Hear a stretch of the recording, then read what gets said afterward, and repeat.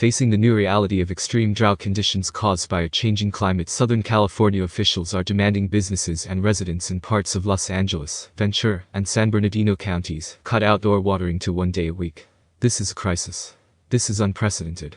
Climate change in California has resulted in higher than average temperatures, more temperature extremes, and decreased rainfall, leading to increased occurrences of drought and wildfires. During the next few decades in California, climate change is likely to further reduce water availability, increase wildfire risk, decrease agricultural productivity, and threaten coastal ecosystems. The state will also be impacted economically due to the rising cost of providing water to its residents, along with revenue and job loss in the agricultural sector. California has taken a number of steps to mitigate the impacts of climate change in the state.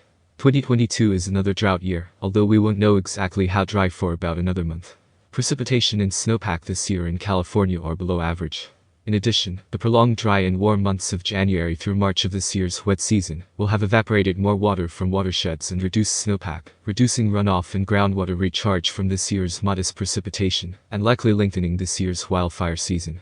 Some reservoirs did refill during the wetter than usual December, but many of the largest reservoirs remain significantly lower than at this time last year, in the second year of this drought. This dry year already has more precipitation than 2021, and hopefully more runoff, but we enter this year with less stored water.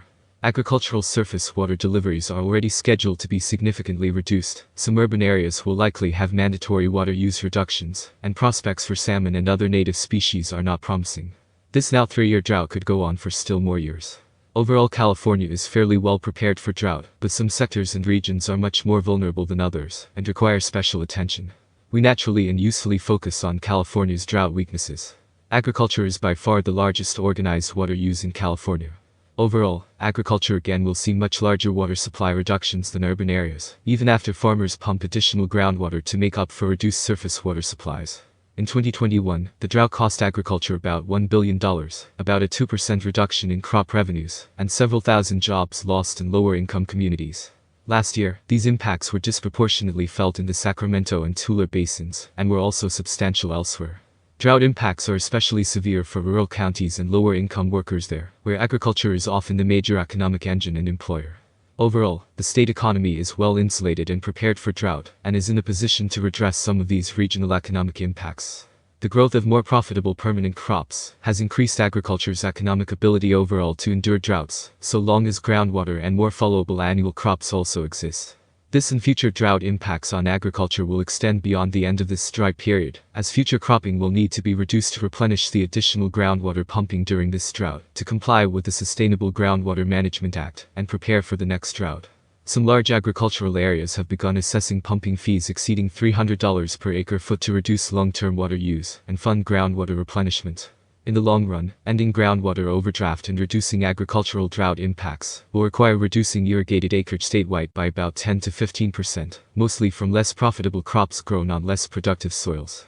Rural drinking water supplies from wells are again threatened and will be interrupted by falling groundwater tables from additional agricultural pumping during drought. These problems affect about 100 small community water systems and thousands of rural household wells.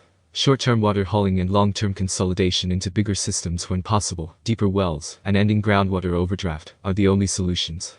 These are individually expensive solutions that often face local political difficulties. The state is getting better at organizing relief for some of these systems, but the state, counties, and local systems themselves have a long way to go.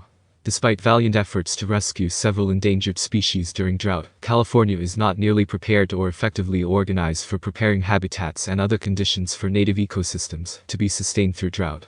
The magnitude and ubiquity of native habitat destruction over 150 years has overwhelmed the naturally evolved substantial drought adaptations of California's aquatic ecosystems. A bright spot and example of effective management are how Pacific flyway bird species are being sustained by the long-term development of permanent and seasonal wildlife refuges, with additional operational support and management during droughts, involving close coordination among state and federal agencies, as well as environmental organizations, hunters, and landowners. Forests and wildfires are the areas most affected by drought. Drought increases stress and deaths of forests, which increases the severity of wildfires extending years after dry years end. Changes in climate, especially higher temperatures, are making these droughts deeper and probably longer, which will require additional preparations. The same infrastructure improvements that have insulated human water users from drought have helped overwhelm the ability of native aquatic ecosystems to endure droughts. Similarly, the prolonged suppression of forest fires has made forests more vulnerable to large wildfires.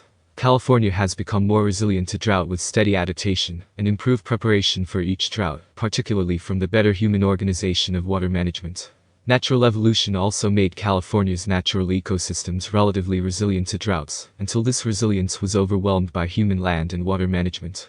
Today, these human and natural systems are mutually dependent on their sustainability, and we must better organize these combined efforts for this and future more severe droughts.